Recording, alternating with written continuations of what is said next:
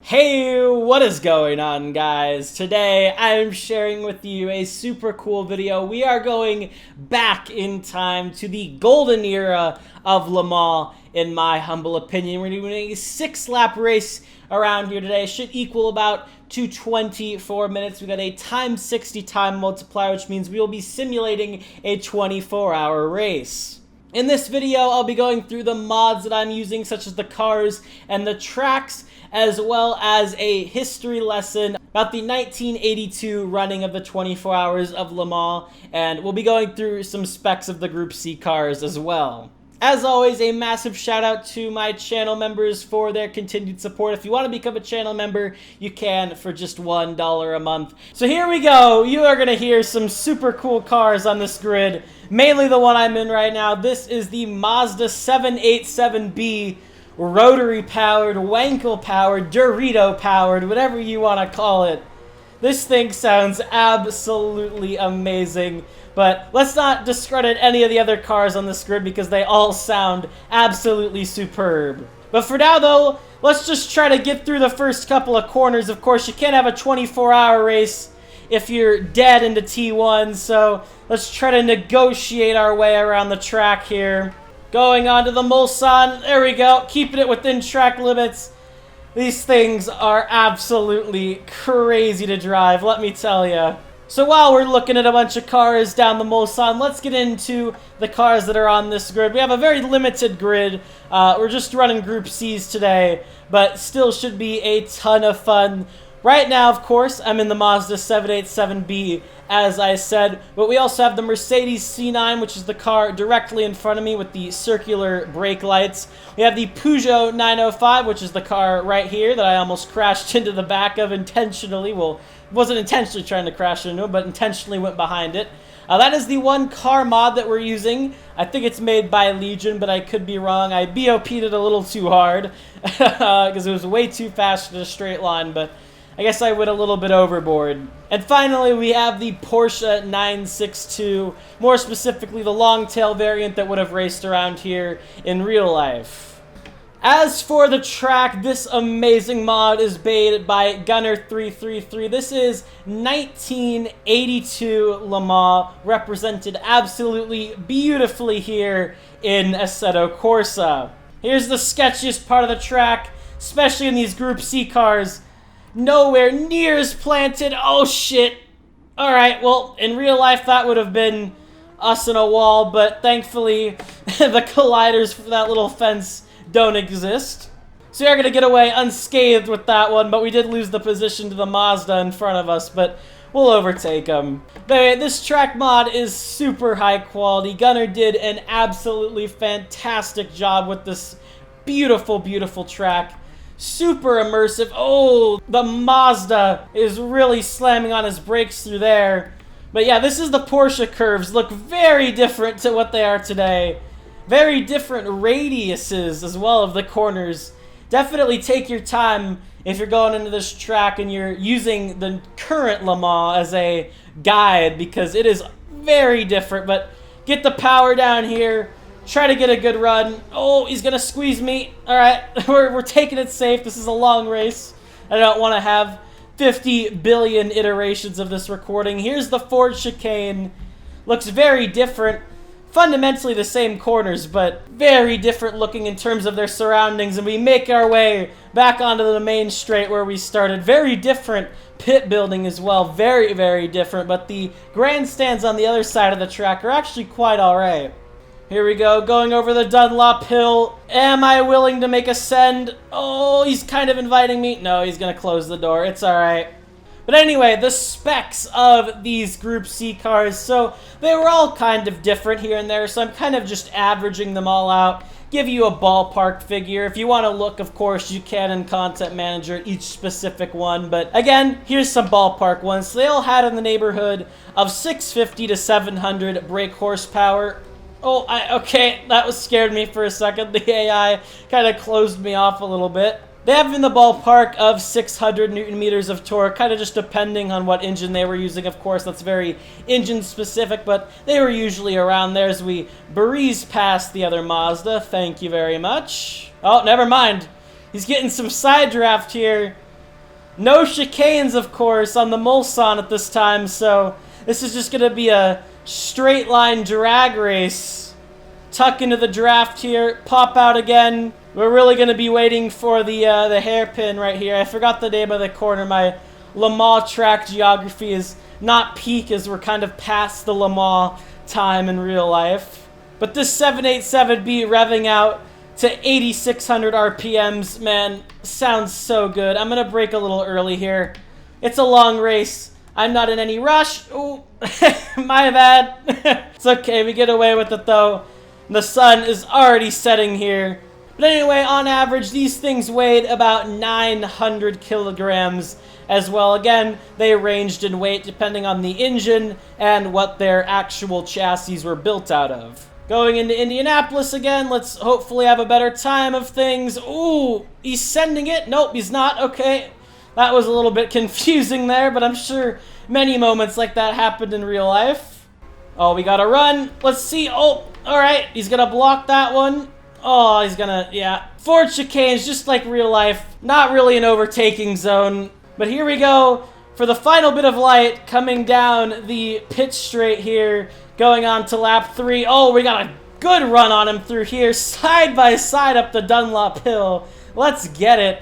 The headlights are coming on as well. He's going to get a run. We're going to be going side by side here. This is going to be a bit scary. Okay, he backed out of it. Good job. Going into the night, that's what you'd expect. No point in getting the car damaged. But anyway, now let's talk about 1982 Le Mans. First of all, it's what this track is based off of, 1982, so it fits. But also, in my opinion, that was just a really cool running of Le Mans, because it really shows how different the early 80s were compared to now. So first of all, the winner was the #1 Porsche 935. So again, we're using cars that are a little bit of ahead of 1982. I think this one is 1989, the 787B. I think the other Porsches are like mid-60s, same with the Peugeot. So you're probably wondering, okay, Group C, of course, isn't the only class racing around Le Mans. What was driving around here in the GT category? Well, first of all, we had Imsa GTX and Imsa GTO. As far as I can determine, Imsa GTX is the higher tier version. Basically, if you look at modern day Imsa, or I guess before 2022, GTX is basically the equivalent of GTLM/GTE, and Imsa GTO is basically GT3 in Imsa. That's their modern day equivalents. But you're probably wondering, there's got to be a couple more prototype classes than that. You are right, there was Group 5 and Group 6. As far as I can determine, Group 5 is basically like LMP2, you know, the 80s equivalent of LMP2, and Group 6 is an even older version that they let race just to pad out numbers, although they didn't count in terms of Constructors' Championship points. Alright, negotiating the Ford chicanes now, clobber the curb there, down to first. Of course, if I had a shifter here, I would be using it, but this is a manual car, an H-pattern car. So, yeah, I'm using floppy paddles because it's all I got, but I would really love to be dumping the clutch right now. I guess not dumping the clutch, you don't want to do that, but using the clutch. Now, like all things, Group C did eventually come to an end and died, just like we saw with LMP1. But if you thought LMP1 in its prime was a successful category, no. If you think hypercars even, a couple years down the road, and LMDH is a successful category, no. In the 1982 running of Le Mans, in Group C alone, there were 30 works entries. Yes, that is right, 30 works entries. The majority of the grid, in fact, was Group C cars. To put that into scale, that is like the majority of the wet grid being Le Mans hypercars. That is unimaginable in today's time. And as the real kicker, there were 58 entries in the 1982 24 Hours of Le Mans. If you want to know how much of a reliability game Le Mans was, especially back then, if you think it's bad now, just you wait. Out of 58 entries, only 18 cars finished the race. 18 out of 58. 40 cars did not finish this race. Also, you didn't see anything with that neutral? That didn't happen. I was born in 2005. The first ever Le Mans I watched was 2020. And that's my frame of reference. I only know Toyota domination. I know there was a time where Porsche and Audi were absolutely duking it out around this track. And even before then, I know a time of Peugeot taking home victories around here. I hear about it. I wish I was alive to see it, and I'm hoping that we could get even a shred of that here with the Le Mans hypercar era. I mean, so far the proposition is really good. We got what? Porsche, we got BMW, Ferrari, Toyota, tons of cool manufacturers, a ton more I can't remember right now. I know Lamborghini at least is in Imsa, Acura as well. Such a cool time for top-level endurance racing. If there has ever been a shot of rekindling some of that Group C glory, it is now, and I am so happy to be alive for it. I wish I could say I could have watched these screaming rotaries and V12s duke it out around here on a box black and white TV, but I can't. But man, am I hopeful I can say that I saw the modern day equivalent, the Le Mans hypercar era in its prime, of Porsche, Toyota, Peugeot, Lamborghini, Acura throwing down around here. And man, am I excited. But until that day comes, even though I didn't get to live through it, and I'm sure there's probably a fair amount of you who didn't either, I still have to say that this is the golden era of Le Mans. Listen, I get it if historical racing isn't your thing here in Assetto Corsa. It's not really mine either, but you have to try these cars out. Do a race like I'm doing right now. Commit half an hour to it, and just enjoy these things for what they are, what this era was, because it is so special. And even if Le Mans Hypercar is an astounding success, we will never get this back. Saying that though, the sun has risen to wrap up this absolutely amazing race. It's been quite a quiet one ever since we overtook P1. I guess I underestimated my skills, but man, just so beautiful. This is the time of Le Mans I love. Sunset and sunrise, absolutely picturesque. Can I also say just how beautiful Assetto Corsa looks? I'm on AC V Evolved right now. I'm using Soul as well, as you can see by the clouds.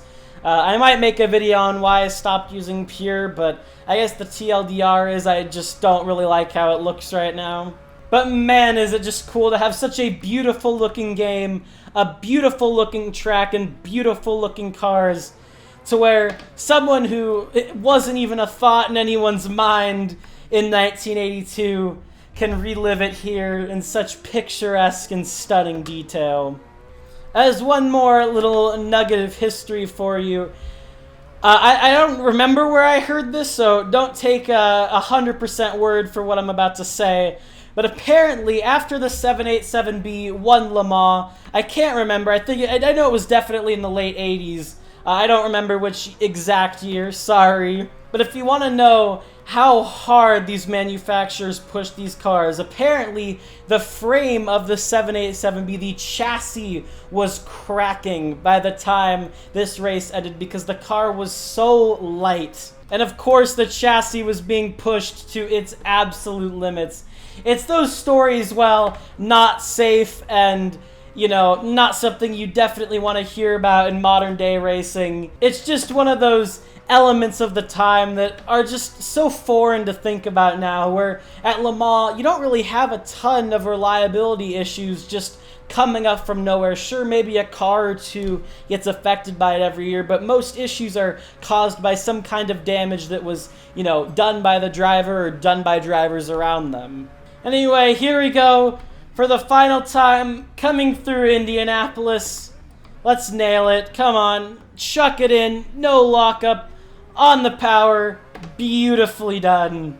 Can I get the Porsche curves right? We're gonna run a little wide through there, but it's fine. Get on the brakes early, a little bit of a lockup, but it's fine. There we go, get the power down. A little bit of a lift through here, slowly just guide the car in. So many little movements on the steering wheel, So raw these things are to drive.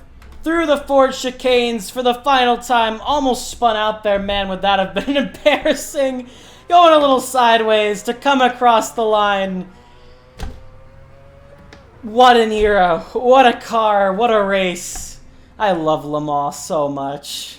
Anyway, if you guys did enjoy this video and want to see more like it, then a like on this video, an encouraging comment down below, and a sub would mean a lot. Thank you so much for all the support. We just hit 7.9K. We're on the road to 10K, so yeah, get subscribed. A ton of awesome content coming soon. And I'll see you all in the next one. Have a good one, guys.